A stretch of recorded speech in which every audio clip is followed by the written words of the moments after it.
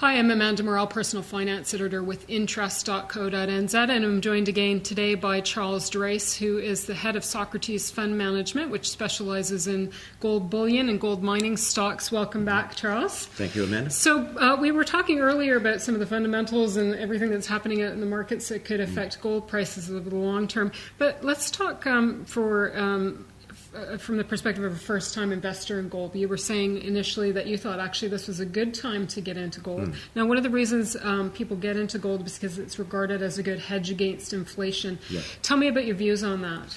Yeah, well, I agree, because historically it's always worked. And, certainly we haven't had inflation in the past like we've had this century, well, the last century and now. But, it's always worked as a hedge against inflation because gold tends to go up faster than inflation. Right. And so, but banks, accounts, treasury bills, bonds, everything, and even stocks tend to go up slower than inflation in an inflationary period. Property is another hedge against inflation. Well, Do you think actually gold is a better hedge, or I'd like to equally balanced? I'd like to quote some figures from 1970, 1980, which was the last big inflationary time. Yep. And we had inflation at the end of that in both America and New Zealand. It was over 15% per annum. But the average during that period of time was 7.7%. Right? And treasury bills were the same as inflation. Bonds were 1% less. The stock market was 1.5% less. Property was almost 2.5% better. But gold was 4 times better. Wow. So when inflation was 7.7%, gold went up 31.6%. Okay. So it was a massive increase during that inflation period. And silver went up as well, not as much as gold, but it went up more than triple. And diamonds, not as good, but they did 15%, which is almost double inflation. So historically, it's always worked. So if we're in store for a time of deflationary, would you think the proposition is the same for gold? Well, I think we're going to have inflation and deflation at the same time. Just to make things complicated. Yes, of course.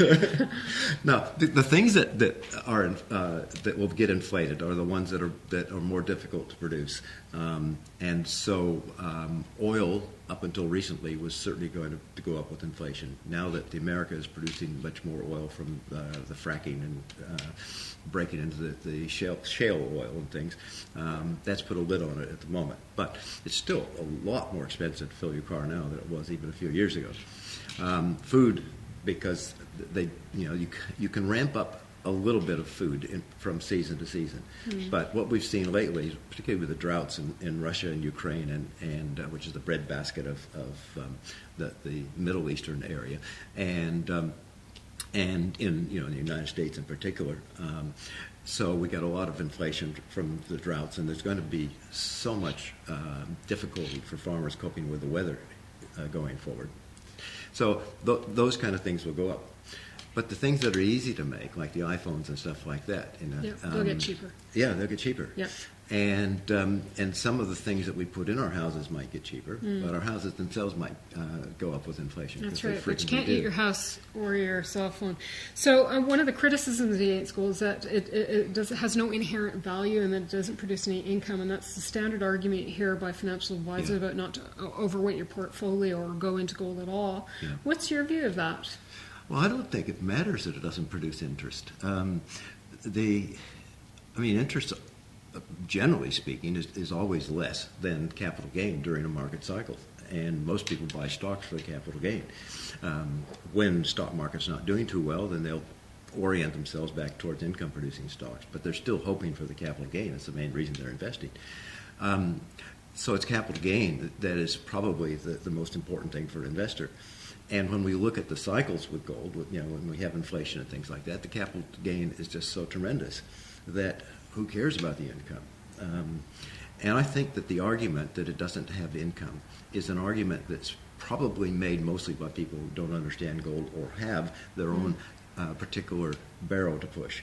Like they might be in the stock market, they might be a fund management company that specializes in the stock market and the bond market. You think they're pushing their own agenda. What about tax and capital gains on your gold if it goes up to $5,000 an ounce?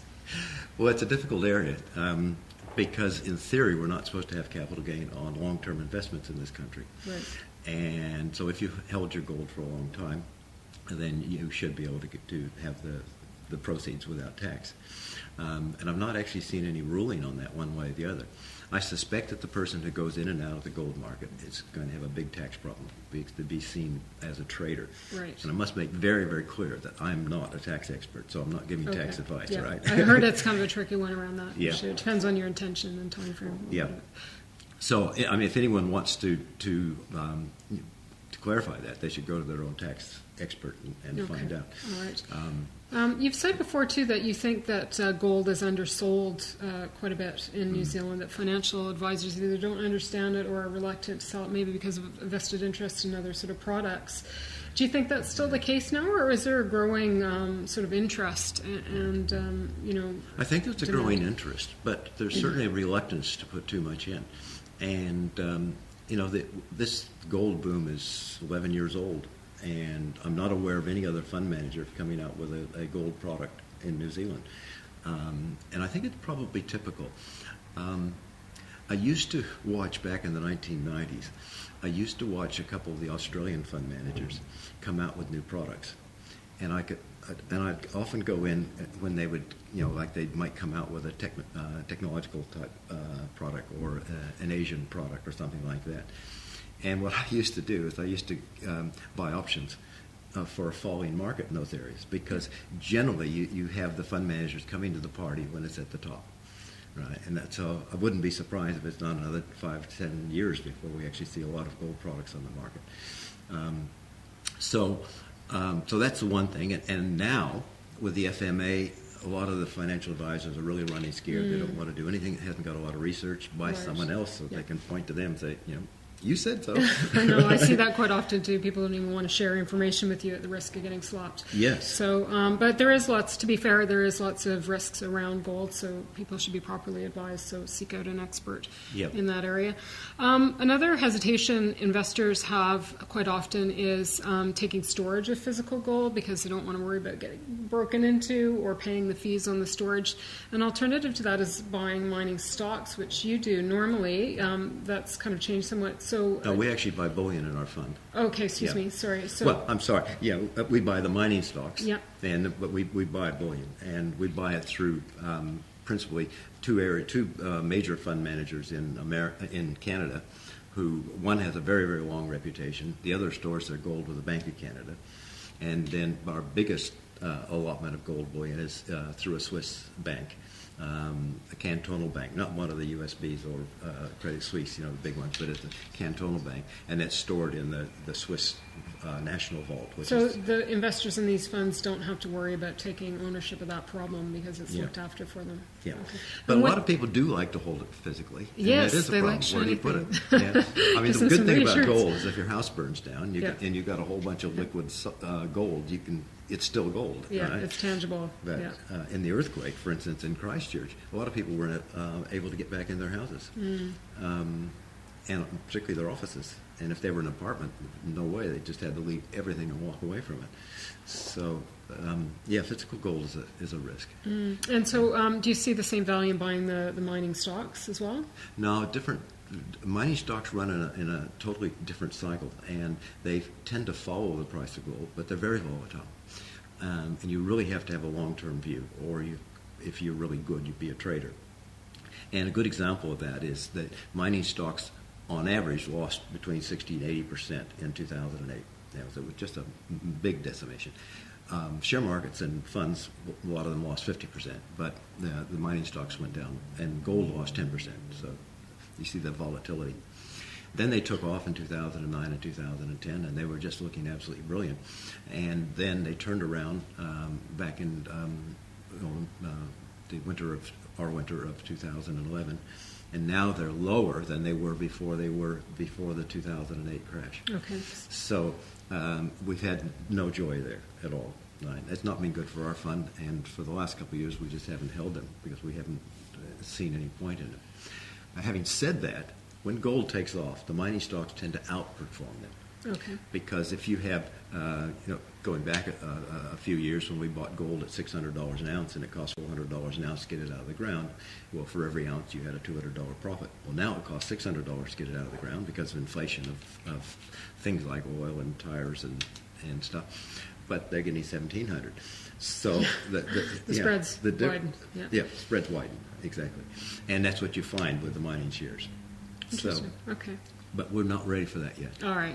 Okay. We're not in mining shares at the moment. Yeah. Maybe 10 years away. No. I would think the next cycle up. We're in a flat cycle now. It's going to be broken sometime. It could be broken, sometime in the next year or so. And when it starts to climb again, I suspect we'll see the mining shares follow it. Okay, so not that far off. Yeah. Okay, so let's look at your short-term and sort of long-term outlook, where you think gold is going to stack up. Right. Well, right now, gold is very volatile, so I really would not be happy making any prediction about where it's going to be the next 3, 4, 6 months or whatever. I'm relatively confident that sometime during the next year, 2013, it'll start to pick up. Going longer, I see the economic situation getting very much worse because of the massive debt and the government's inability to deal with it. And, like I was talking about those barriers, the bullion banks will not be able to short it as it starts to climb. The central banks will be buying it. Inflation, all those barriers will come away. So because the debt has climbed, and so we haven't actually done anything about the economic situation except make it worse. We borrowed more money to feed into Greece and Spain and Europe and America, so we're making the debt worse. So that would argue for gold as a safety mechanism. And then we've got the other dynamics, which is the printing trillions of dollars right around the world, except in New Zealand, which trying to push all the currencies down. Well, if your currency is going down, then you're going to want something that's not going to go down, so people will switch to gold. So that's a dynamic. And the IMF and the BRIC countries have been talking about having some type of a tradable world currency, or a currency that governments can draw on to replace the U.S. dollar, because the U.S. government, with all their printing, it's going to devalue the dollar like mad. Right. And, of course, that hurts all the exporting countries that export commodities because they're all priced in dollars. Yeah. And the discussion at the moment is not for a gold standard, because there's not enough gold to around, and there won't be forever probably enough gold to actually back all the currencies. But to have maybe 15 or 25% of this new trading currency. Probably the best way to think of it is our trade-weighted asset calculations that we do in this country have a currency like that based on that kind of thing. And so if that happens, then there's going to be a demand for gold from that as well. And so, when I said a couple of years ago that I thought 5,000 would be the limit, now I'm thinking more like 7.5, because things have got worse and these new dynamics are coming into play. Yep.